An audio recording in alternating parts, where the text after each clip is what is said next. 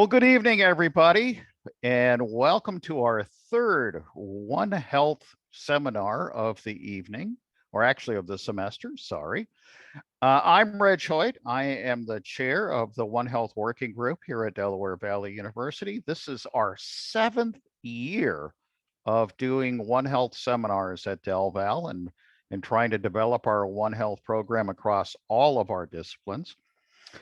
I want to tell you a little bit about One Health. Probably most of you have already been to at least one of our seminars and heard a bit about One Health before, but for those of you who haven't, let me tell you a little bit. So there's some official stuff that's up there on the screen, but I'd like to kind of make it simple. The fact is, we're all on one planet, whether we're animals, plants, or the environment.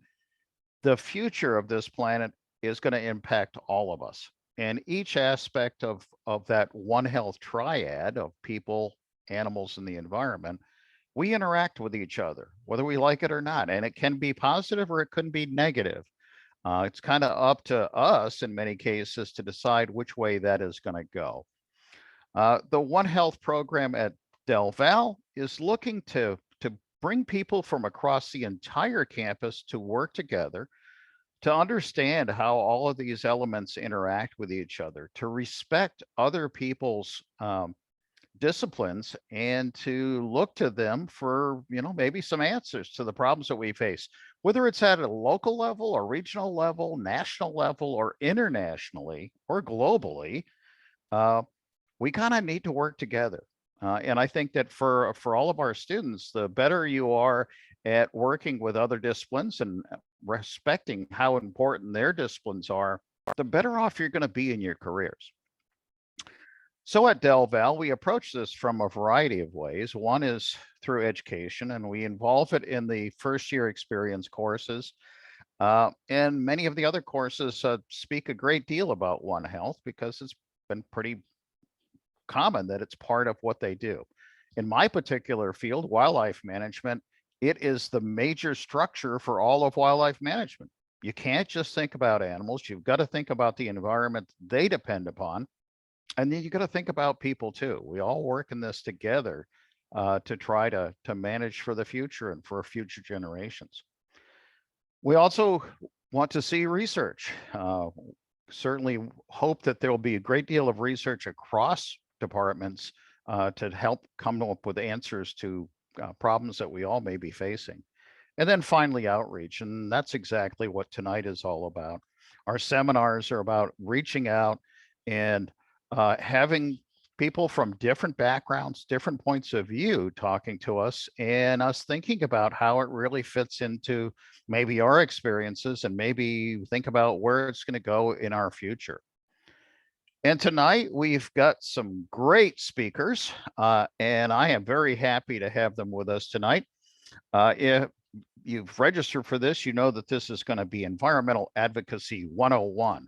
And I got to tell you, I wish I had heard something about this many, many years ago and had been involved with it from the start. For all of you, getting involved, I think, is key. And so our two speakers tonight, first of all, we've got Timothy Hayes, and forgive me for reading this off from the flyer, but I don't want to miss anything.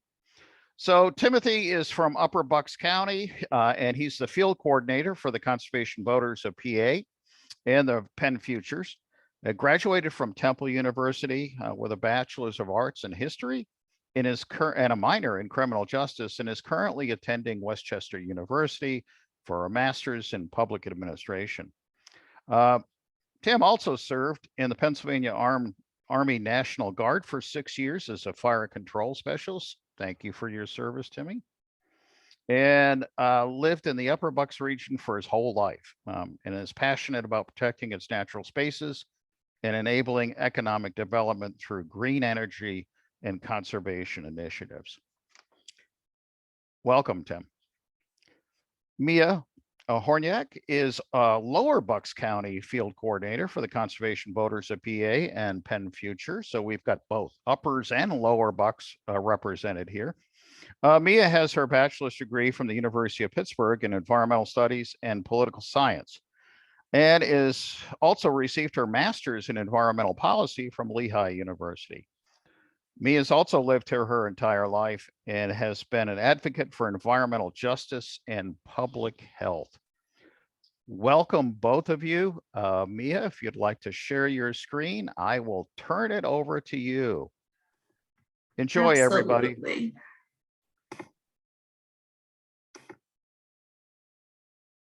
Okay, my screen should be sharing now. Well, thanks so much for that introduction to tonight's program, and good evening, everyone, and welcome to Environmental Advocacy 101 with Conservation Voters of Pennsylvania and PennFuture.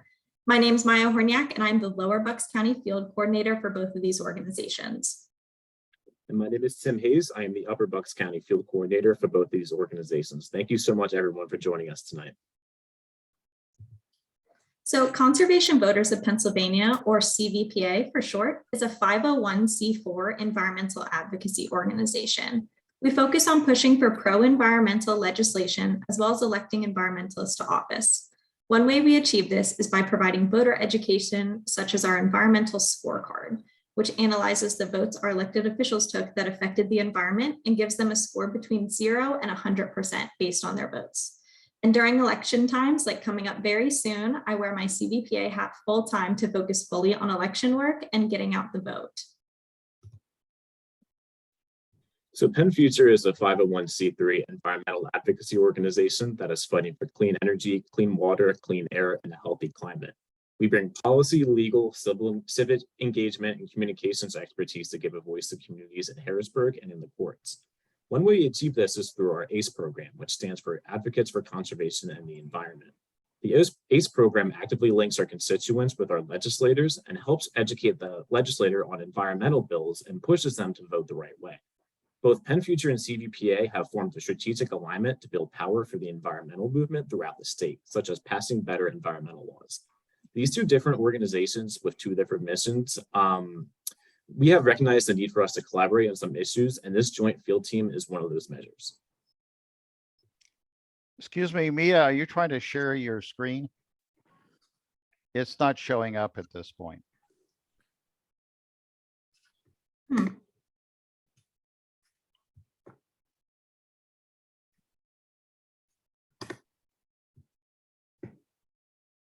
There we go. Sorry about that, everyone.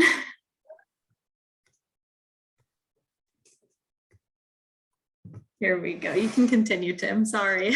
All right, no problem. So here's a list of some of the biggest environmental challenges that we are seeing statewide. So the latest integrated water quality report from the PA Department of Environmental Protection found that 33% of PA's waterways are impaired, up 3% from the IWQ in 2020.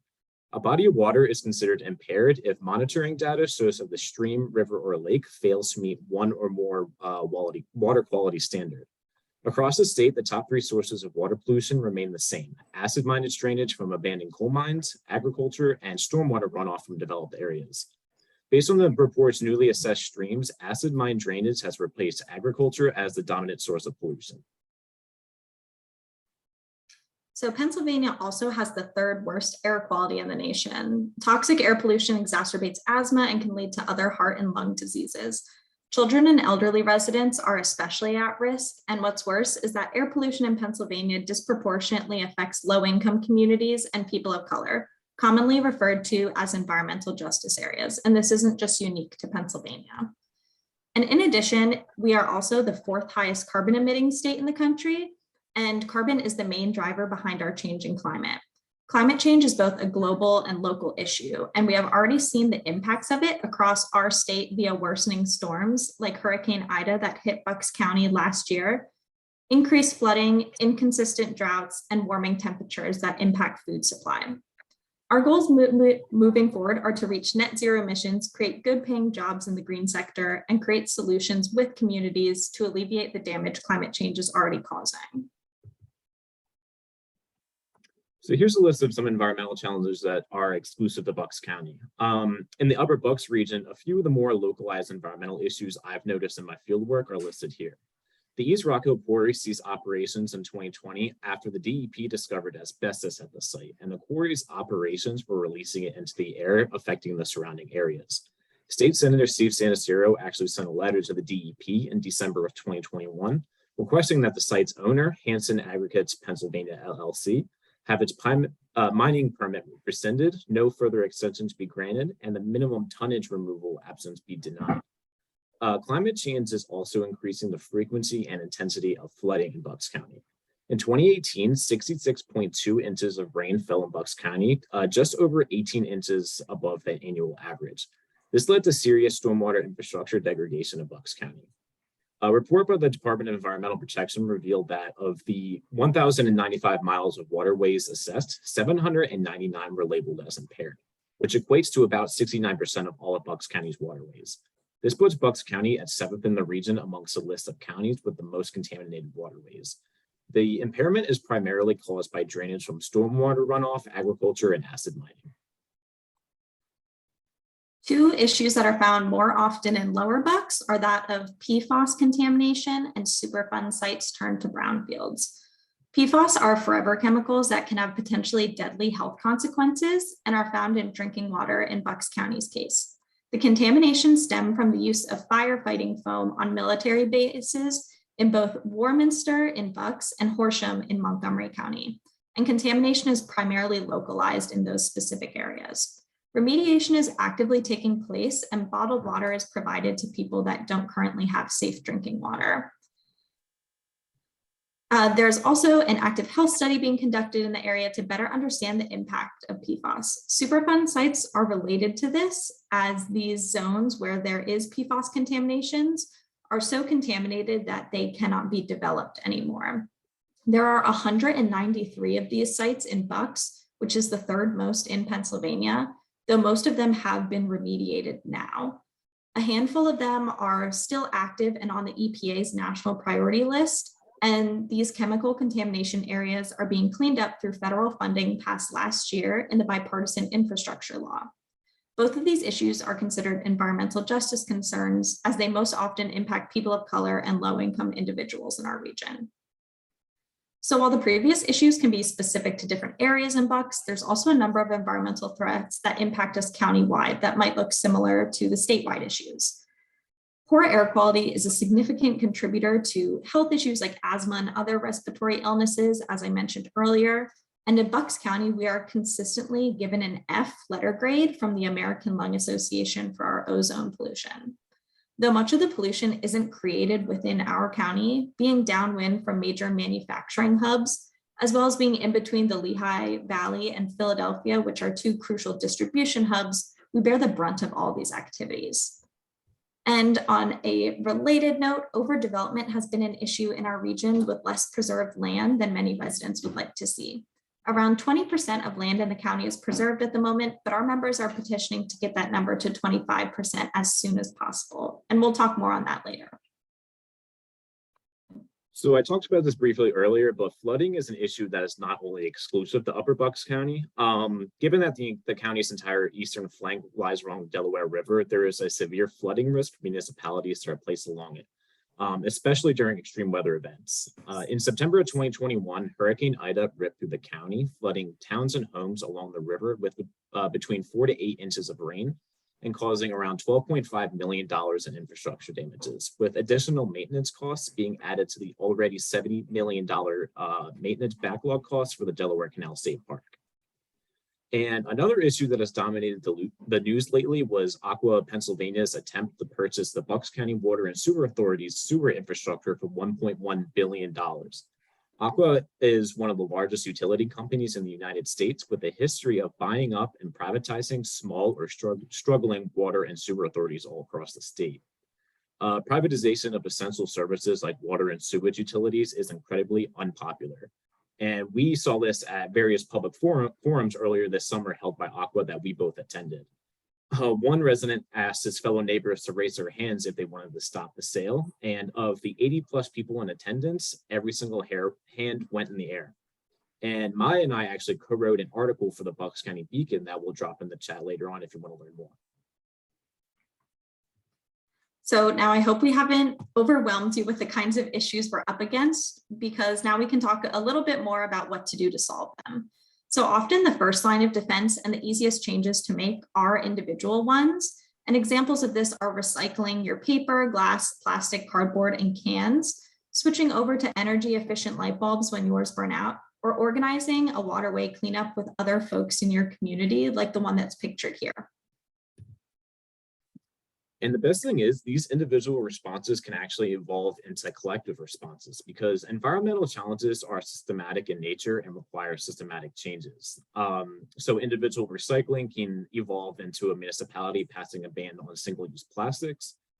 Changing light bulbs can lead to an advocacy push for increased funding for renewable energy, and organizing a river or road cleanup can bring awareness to the need for increased funding for watershed organizations. So a major difference between individual responses and these collective responses we've talked about is the advocacy that's needed to reach a larger or more powerful group. Advocacy is all about using our collective voice to create public demand and build the necessary power to achieve our goal.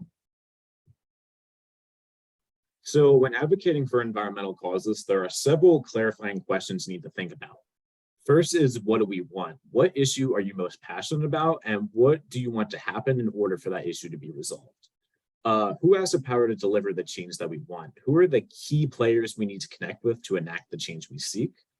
Who does that person listen to? What kind of company does that person keep? What will motivate these people to act? What can be said or done to convince that person to support your mission? And who are we up against? Who are the key players that may fight back against our efforts? And of course, there's no one right way to be an advocate or engage in this kind of work. There's a place for everyone to get involved, whether it be through public education, which can include attending or organizing an event or rally in support of your cause, or maybe you prefer the lens of accountability, which can be done through contacting your legislators via phone, a meeting in the district or Harrisburg, or through letters and petitions. And if you'd like to combine education and accountability, perhaps you'd rather engage with the issues that matter to you via the media. These options allow you to dedicate any amount of time you have, no matter how little, but still be a part of the change you'd like to see. And now we'll dive into each of these options a little bit more. So contacting your legislators. If we don't make our voices heard about the environmental issues we're passionate about, legislators may not treat them as a priority. The state legislature handles countless bills in various policy fields, so some great environmental policies and initiatives may fly under the radar.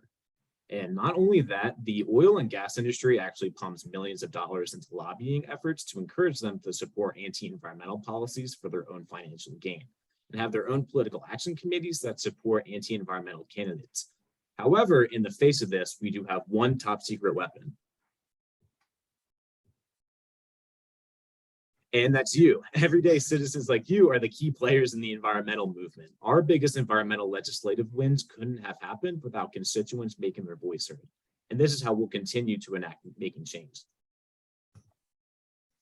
So what are the first steps for this kind of outreach to legislators? It's to know who your audience is. So by following the link that Tim will drop in the chat, you can enter your address and find your state legislators. So these are your state representatives and state senators.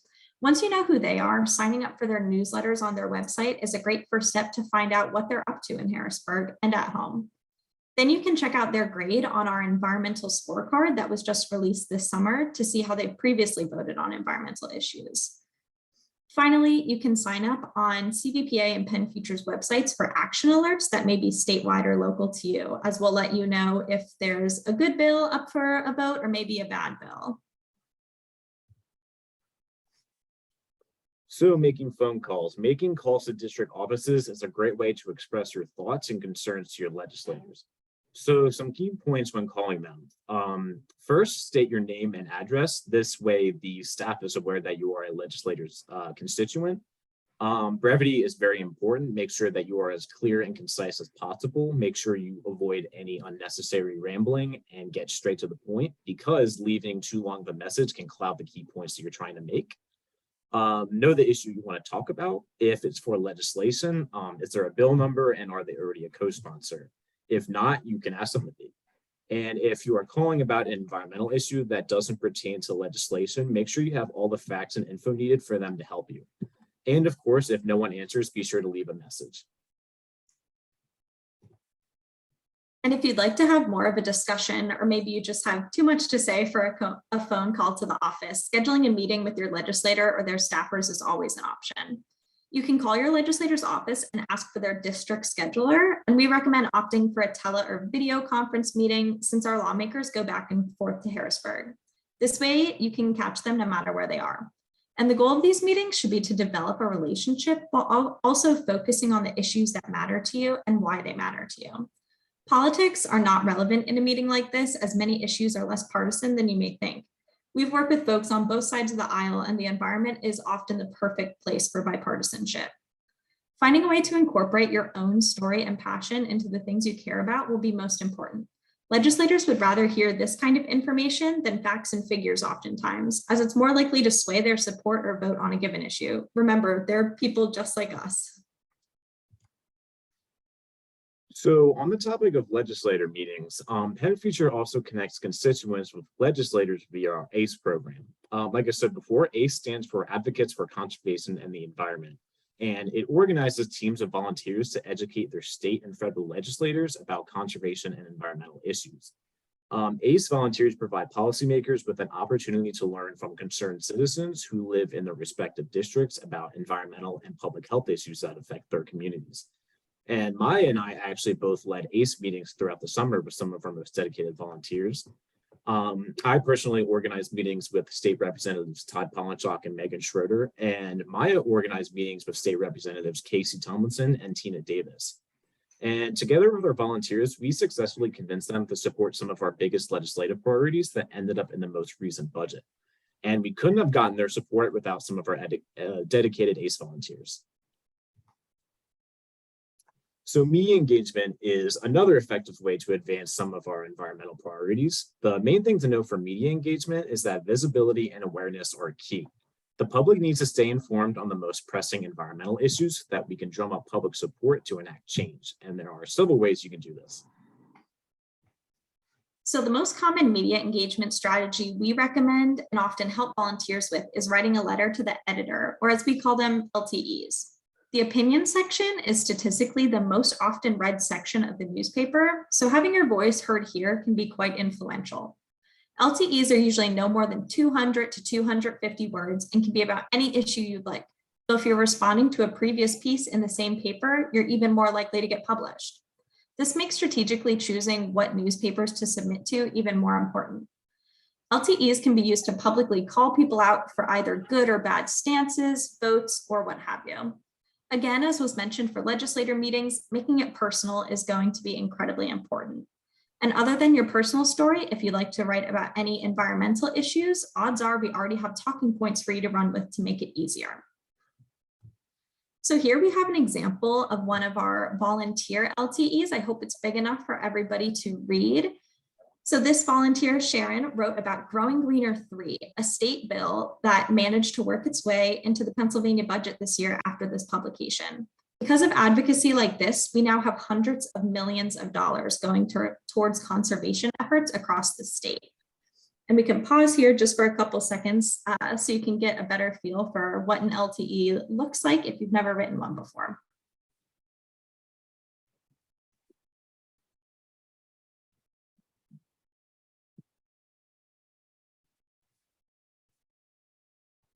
So here we have our second and final example of a letter to the editor written on a more local issue that we spoke of earlier, land preservation.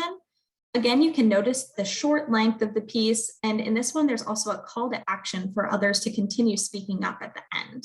These are both perfect examples of what an LTE should be, and of course, we provided talking points on both of these issues to these volunteers, and then connected them with strategic publications in order to get published. And both of these were submitted and accepted and published on their first try. And I believe within a week of being submitted, they were in the paper. So we've had some really good success talking about environmental issues locally.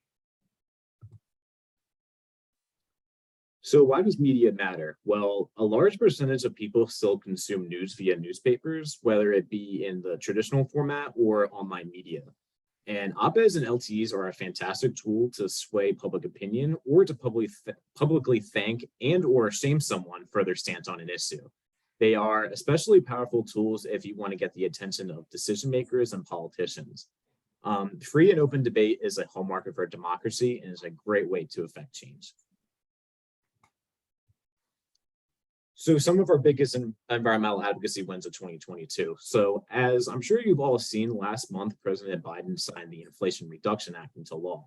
The IRA includes nearly $370 billion in climate investments. And this comes in the form of reducing carbon emissions by 40% by 2030, investing in green energy and manufacturing, investing in conservation and agriculture sustainability projects, and creating nearly 9 million jobs nationwide over the next decade.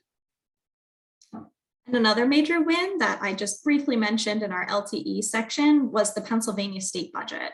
We saw nearly all of our top policy priorities included in the budget this year, with a total of just under $900 million going towards our environment. We'll expand some more on some of these programs in a bit. And of course, there is additional work to be done. We talked about some of the environmental issues that still exist in Pennsylvania, but these were some really amazing steps in the right direction. And I talked about this earlier, but I really want to reiterate its importance. After months of public outcry across the political and geographic spectrum, Aqua Pennsylvania ended their bid to buy Bucks County Water and Sewer Authority's sewer system, which will save ratepayers from paying inflated service charges and keeps the Bucks County Water and Sewer Authority accountable to environmental standards. So more Inflation Reduction Act. It is the most significant climate investment bill in history. Like I said, it invests $370 billion in climate investments and comes in the form of reducing carbon emissions, conservation and stewardship of forests, climate smart agriculture, and coastal restoration projects. And there's also increased funding for cleaning Superfund sites that affect disadvantaged communities. And as I said, just under $900 million went towards environmental programs in the state budget this year. So you can see some of these policies on the slide. They ranged from cleaning up streams across the Commonwealth, preventing fertilizer from entering our waterways by helping out our farmers, providing funding to low-income individuals for energy efficiency and home repairs, and general conservation that ended up adding 3 state parks to our current system just last week. The Whole Home Repairs Act is specifically revolutionary as it's the first of its kind in our nation, and it supports low-income folks that are striving for energy efficiency and safe homes. So we had all these wins this year, but of course, there is still plenty to be worked on. So these are 4 of our big advocacy opportunities moving forward. First, we're going to touch on the Regional Greenhouse Gas Initiative, or RGGI for short. RGGI is an initiative between northeastern states to reduce greenhouse gas emissions from the power and electricity sector while continuing our economic growth. As you might recall, Pennsylvania is one of the nation's biggest carbon polluters, so curbing our pollution is crucial in the power sector where much of it's generated.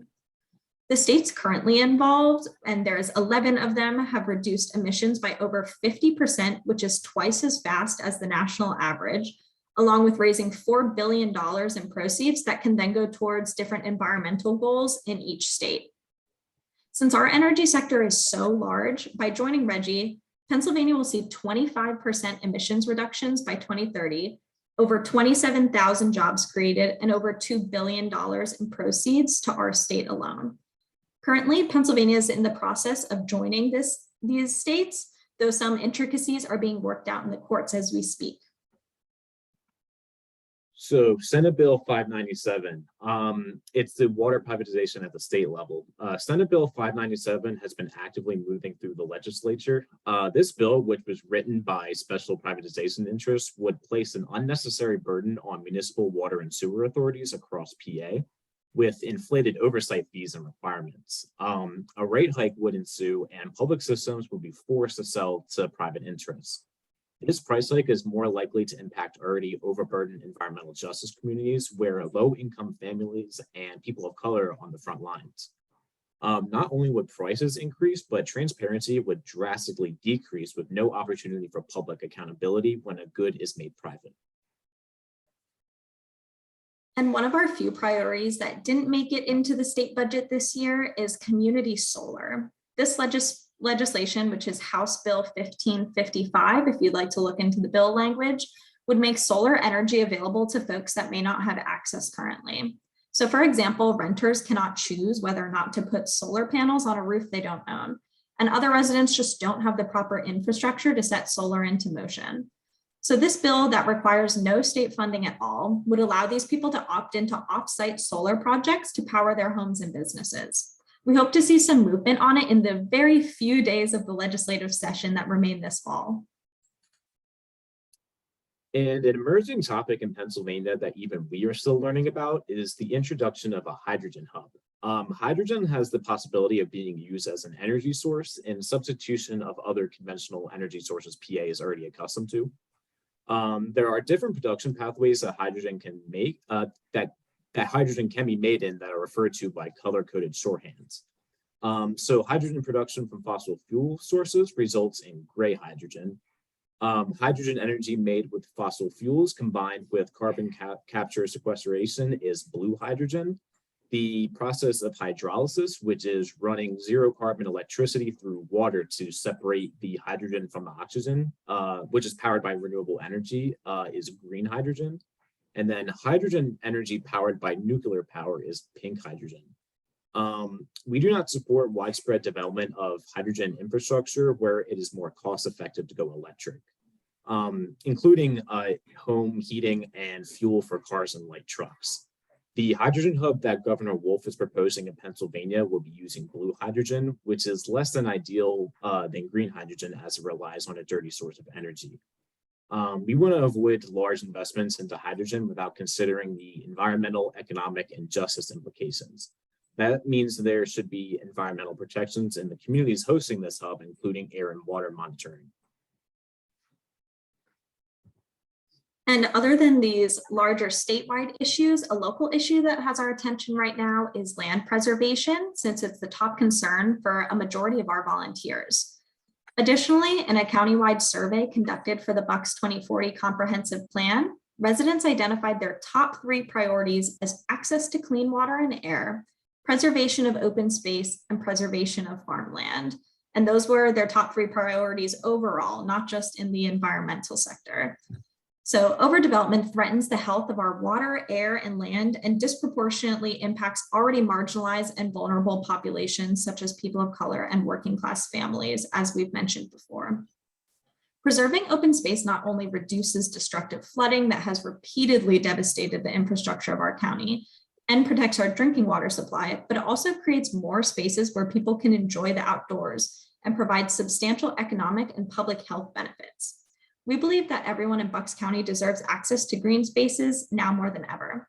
Together, we must fight to ensure that the voices of our community are heard and that preservation is a priority for the county, so that Pennsylvania's natural beauty is protected for our children and grandchildren. That's why we're petitioning the Bucks County Planning Commission to commit to preserving 25% of land countywide in their 2040 comprehensive plan. We'll drop the link for anyone interested in supporting this effort. We're about 75% of the way to our goal already. So as far as next steps go, so you can research who your state and federal legislators are. You can figure out what advocacy steps work best for your time and abilities. You can identify which environmental issues you're most passionate about. Of course, you can sign up for PennFuture and Conservation Voters of PA action alerts so you're kept in the loop of when key bills or environmental solutions need your support. And of course, you can email Miah and I directly at miah@conservationpa.org and timothy@conservationpa.org. And that about wraps it up. Thank you so much for attending tonight, everyone. Yeah, thank you all for your time and attention tonight. We're happy to take any questions. We have plenty of time. And we have a few questions already in the Q&A, and so let me get to those. And we saw a statement from Hadley that was CEA, Climate Emergency Action, as part of the ACE. CEA is working on registering voters. I don't know if you want to say more about that, or we'll move on to the next statement. We're happy to have more voters regardless, but yeah, you can move on to the next. So again, from Hadley, how do I test my app for PFAs? I'm in Lower Bucks. What towns in Lower Bucks have Superfund sites?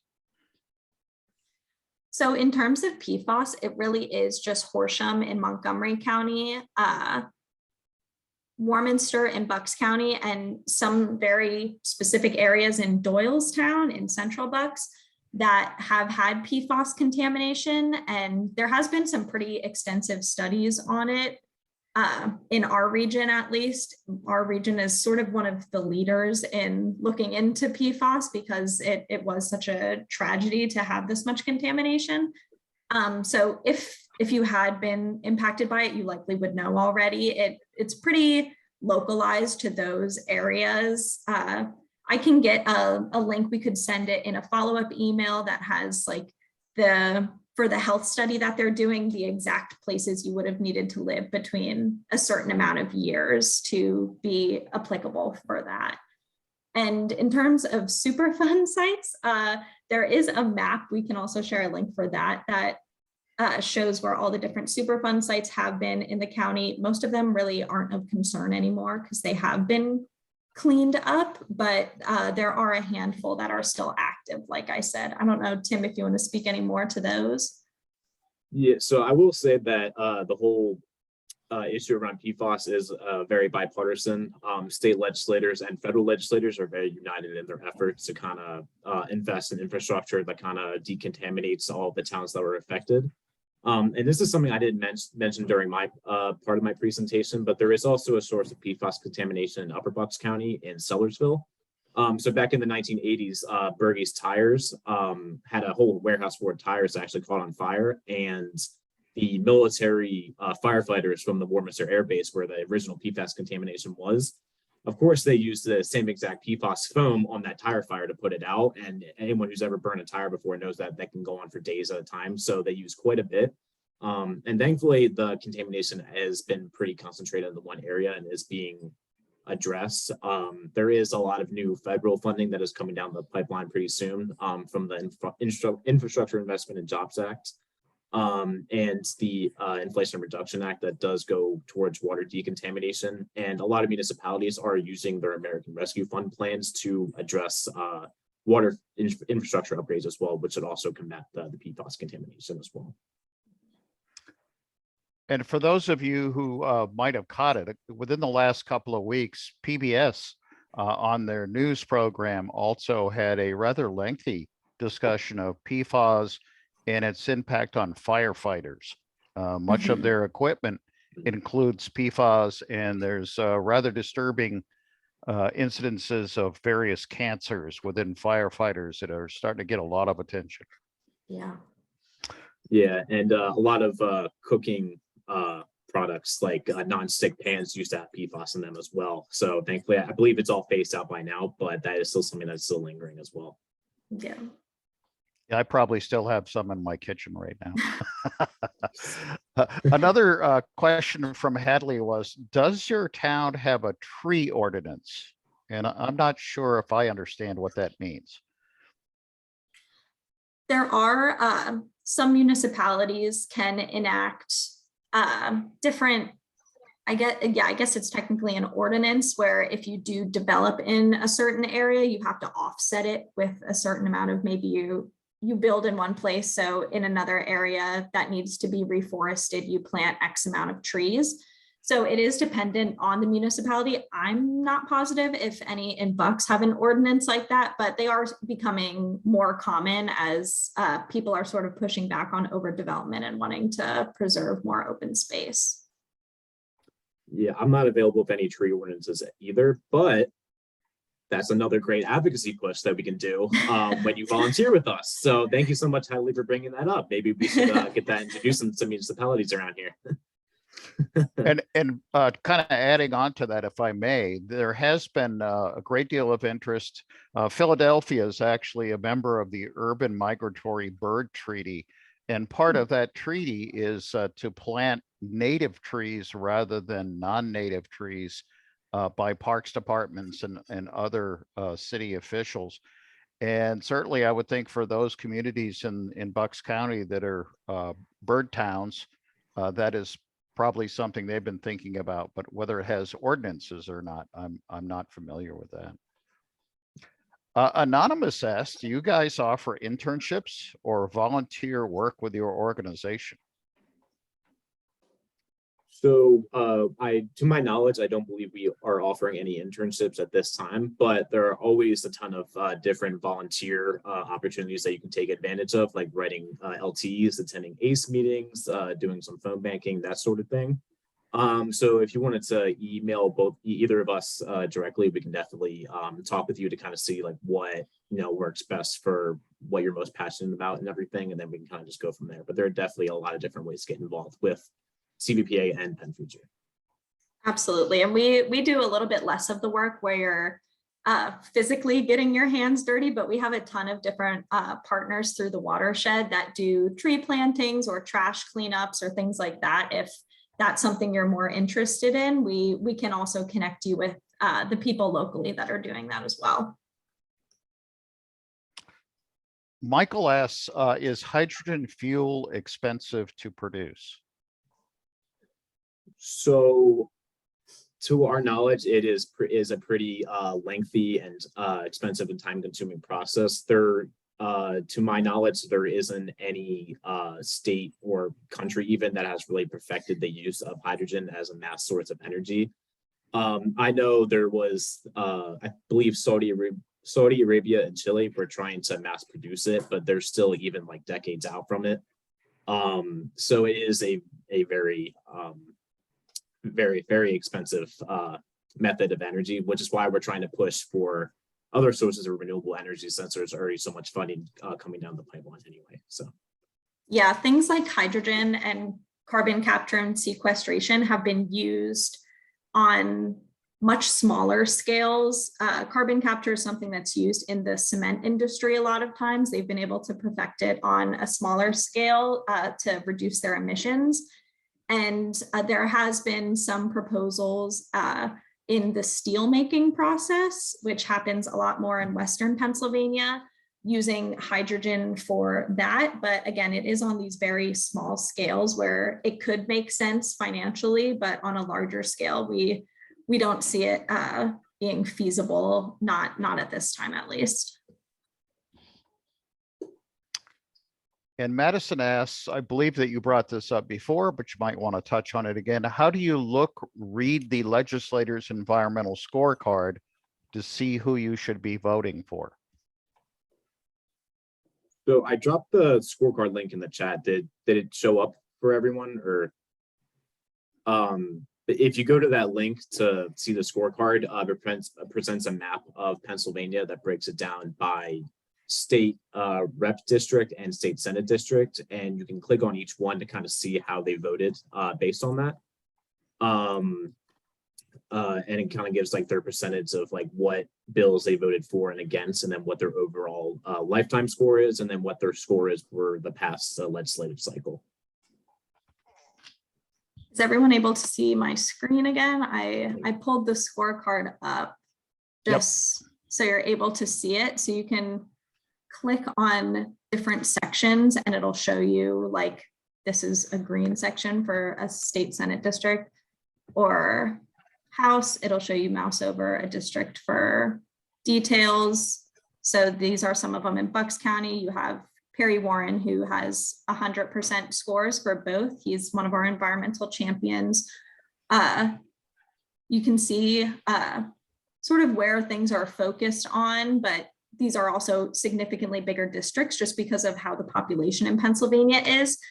So it's just a matter of, you can either input your zip code or search for your state house number and see how they voted and go based on that for maybe what you want to advocate for when talking to them.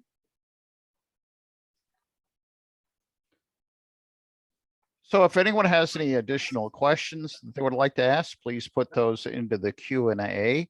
I'd like to kind of reiterate that I think that working at the state level is probably the best way to actually have an impact. That contacting your representative or your senator, whether that's in an in-person meeting, whether it's from telephone calls or letters.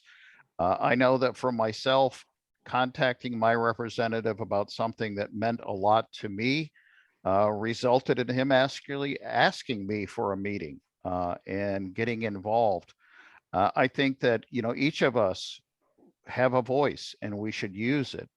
And that these representatives and senators really need to hear from us. They need to hear from us when we think that something needs to be supported or to not support something, but we also need to thank them when they do the right thing. They don't want to always hear that they're doing the wrong thing. When they do something right, please do contact them and say thank you.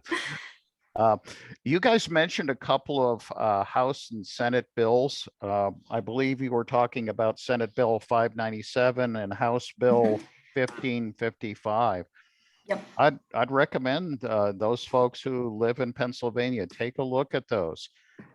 If you have thoughts on those, make them known. Yeah, and sometimes legislative language can be harder to read. Sometimes we specialize in this kind of stuff and we can struggle to read it. So we create one-pagers to make things a little bit easier to understand. And for anyone who is interested in contacting your legislators about something like this or anything else, the links didn't come through in the chat. So we'll definitely send a follow-up email with all the resources we shared like that. And I will say that I talked about it during the presentation, but our ACE meetings with these legislators have been very successful, especially at times where people think that they may not make any much of a difference. The legislators that we met with, they did end up voting in support of all of our biggest environmental priorities, like the Growing Greener 3 program, the Clean Streams Fund. Pretty much all of the legislators in Bucks County, I believe, are co-sponsors of community solar already.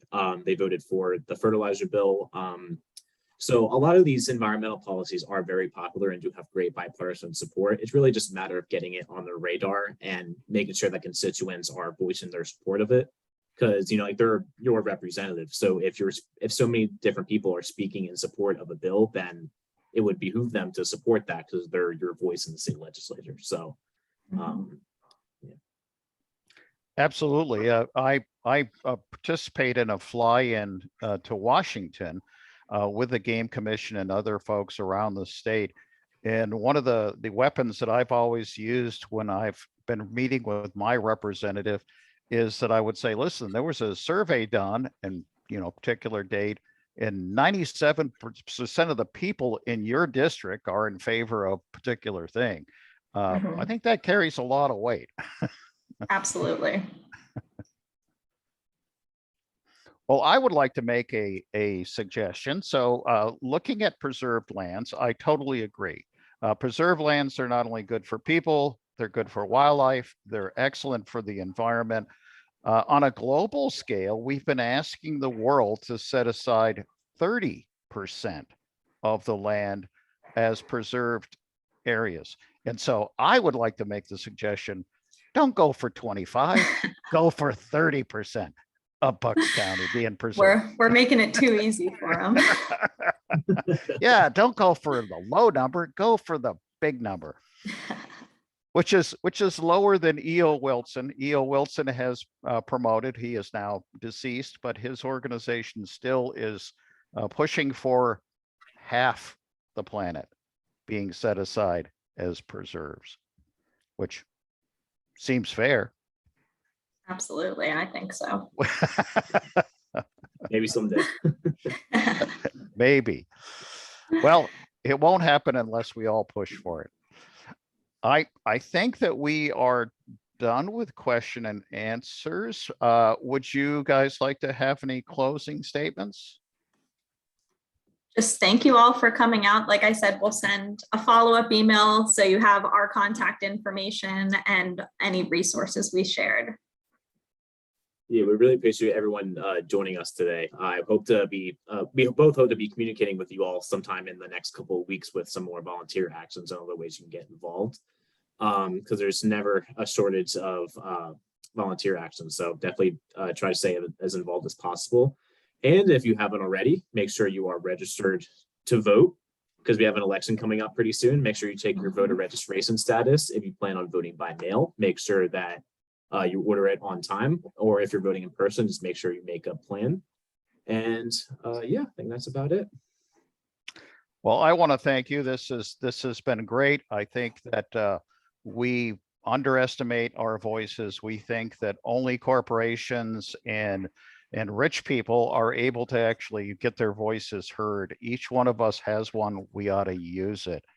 I'd also like to point out that our next One Health speaker is Elizabeth Brown, and she is coming to us from the Delaware River Basin Authority, so the commission. And so we'll be talking about water and water quality and how it impacts everyone who lives along the Delaware River, whether they want clean drinking water or whether they'd like to have some water that helps the environment as well. Thank you both. Thank you everyone for attending this evening. Look forward to seeing you again sometime soon. Good night. Appreciate it. Thank you so much, everyone.